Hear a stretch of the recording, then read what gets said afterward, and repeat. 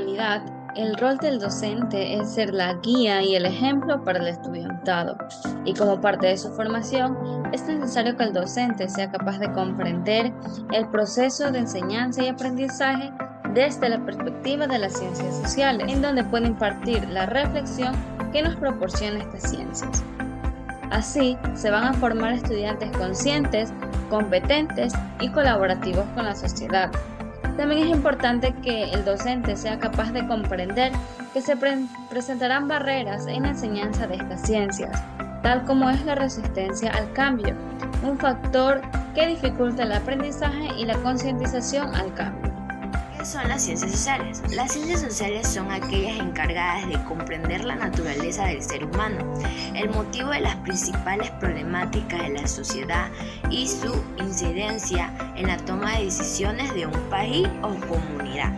Genera conciencia sobre eso, permitirá que el estudiante comprenda que las acciones de los individuos mantienen causas y consecuencias, que afectará directamente a la sociedad, empezando desde el entorno más cercano de sí mismo, su familia, sus amigos y finalmente la sociedad. Incidencia de las ciencias sociales en la educación. En un estudio realizado por Pérez, señala que las docentes tienen una titulación en ciencias sociales. Sin embargo, en la enseñanza de esta ciencia, los docentes desconocen el concepto de integración curricular. Por ejemplo, cuando se enseña historia, se limitan a colocar la información en una línea. Cronológicamente, con sucesos relevantes, la debilidad de esto es que generalmente no se concientiza sobre estos hechos. Para comprender la naturaleza del ser humano, la integración curricular hace referencia a la capacidad de lograr una concientización interdisciplinaria entre las diferentes áreas del conocimiento. Resistencia al cambio social. Aunque el docente logre comprender la importancia de las ciencias sociales, debe primero convertirse en un practicante de aquellas acciones que favorezcan a la sociedad. Sin embargo, esto no garantiza que los estudiantes lo practiquen al 100%, y esto porque existe un componente natural en la sociedad, la resistencia. Joan Fallés nos comparte que nadie cambia su práctica a golpe de decretos o de ideas externas a su propia práctica. La práctica mejora cuando los prácticos creen que hay cosas que son francamente favorables.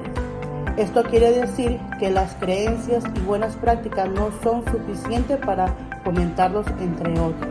Es necesario que se comprenda que el cambio es un proceso evolutivo y paciente que se desarrolla en los individuos. Es necesario que se comprenda que el cambio es un proceso evolutivo y paciente que se desarrolla en los individuos. Las conclusiones parte de la práctica docente para la enseñanza de ciencias sociales. Como dije anteriormente, la resistencia al cambio es un factor inherente en cada individuo. El docente debe estar en capacidad de comprender a sus estudiantes y a su naturaleza, el comportamiento dentro del aula, para poder incluir nuevas buenas prácticas que influyeran en la sociedad. Pero también tenemos recomendaciones. Una de las recomendaciones es que debemos de respetar las prácticas y los puntos de vista de cada estudiante. Concientizar sobre las ciencias sociales mismas que nos enseña que cada acción puede influir en el rumbo de la sociedad.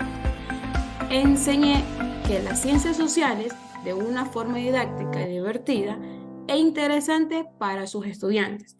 Por ejemplo, que en introducción de clases genere un debate constructivo sobre un tema relevante. Promover que el estudiante sea individuo creativo. Promueva la lectura e la investigación en temas relevantes con respecto a temas actuales e incidentes a la sociedad. Debemos nosotros enseñar a los estudiantes que sean el centro de atención para que ellos promuevan una educación superior.